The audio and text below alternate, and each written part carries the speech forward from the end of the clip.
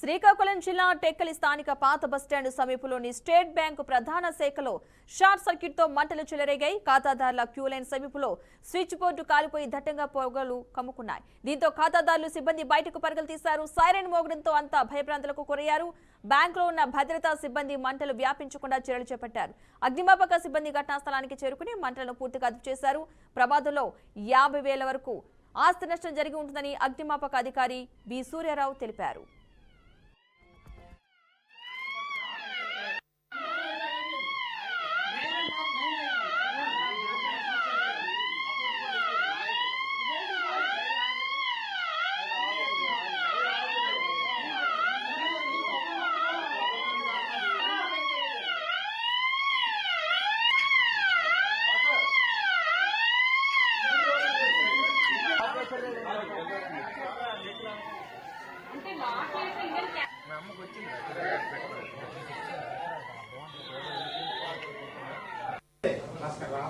లోపల ఏదో అవుతున్నట్టుంది ఇంకా